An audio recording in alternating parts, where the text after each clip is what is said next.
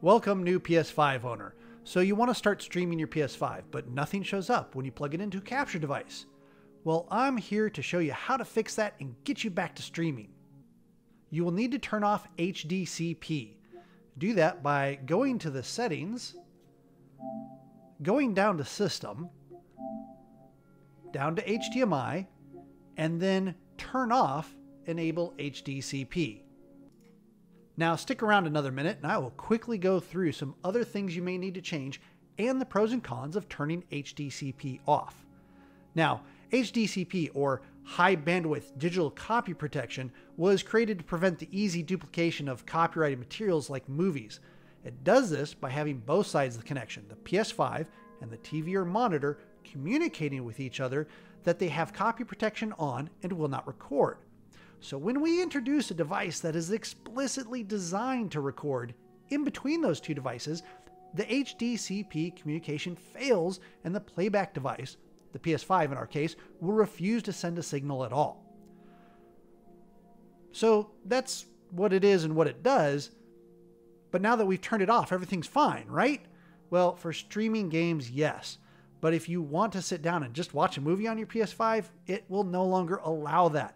This is because the PS5 knows that HDCP is off, so it will not allow copyrighted videos to be played at all. Now this includes not only a Blu-ray disc, but Netflix, Amazon Prime Video, even YouTube. In order to watch any of these, you'll need to turn off HDCP and hook the PS5 directly back into a TV or monitor. So, back to streaming and some last information that might help. First up, frame rates. In my case, I have an Elgato 4K 60 Pro, which will pass through a 4K signal 60 frames per second. Now, if the device supports 1440p resolution, it'll also pass that through at 144 frames per second. Now, in this case, the PS5 does not currently support 1440p, and in fact, it will reduce the stream to 1080p and still pass it at 60 frames per second, even though the capture card will pass through up to 240 frames per second at that resolution. So we're going to have to see if this is going to be changed in the future. In theory, PlayStation says that they should be able to correct it based on demand. So how do we make sure we're getting the right resolution, and how do we make changes? Well, in the case of the 4K 60 Pro, typically you will not need to, but I have gotten the information for you just in case. I will preface this with the fact that Elgato's support states that you should not change these settings without talking to them first. The settings for this are found in the 4K capture utility that is provided by Elgato. Launching that, you can go to its gear or open preferences, click on the device tab, and you're going to see a number of things. First up is the video input. As you can see here, my PlayStation 5 is sending a 2160p 59 signal, and that means 4K video at 59.94 frames per second. Also, please note that it's sending it in HDR. So if your colors don't look right, this is one of the first places to look. Also, you can see all of this information right up on the top without going into preferences. Now, I go into preferences because below that are two controls that might help with some other of the problems. These controls are for the EDID, or Extended Display Identification. This is how monitors identify itself to the playback device.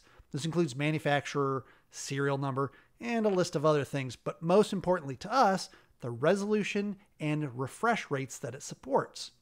The input EDID mode has three choices: internal, display, and merged.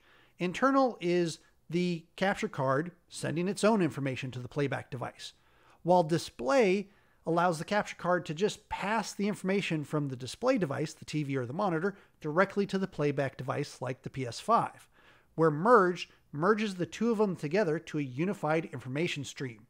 Now, Elgato recommends that you leave it on merged. Changing this can change the identification and resolution sent to the PS5, effectively making the capture card look like a different monitor if needed. The next setting is the EDID internal, which you'll see a number of choices here. Elgato does recommend that you keep it on default, and if you want to do 4K recording, then definitely keep it on default. But what this is here for is if you want to force a particular resolution to be presented to the PlayStation or other playback device, then you can choose something. Now, this is particularly useful, for instance, if you have an Xbox Series X that is coming out. You can choose 1440p, which it supports. That way you can get a slightly smaller screen size, but a much higher frame rate, since the Elgato will pass through up to 144 frames per second to your monitor. Now, I have found that the default settings for both of these works fine. However, occasionally I will notice that my PS5 will stop sending HDR, and I have typically been able to resolve that just by changing the EDID mode from merged to displayed or back again. Well, there you have it. A quick fix to the capture problem, some of the related issues that may even cause, further settings for your capture card, and what they mean. I'm Phoenix Nova, and if you'd like to see more content like this, like that video and subscribe. I really do appreciate all the support out there from the viewers. So until next time, stay safe and game on.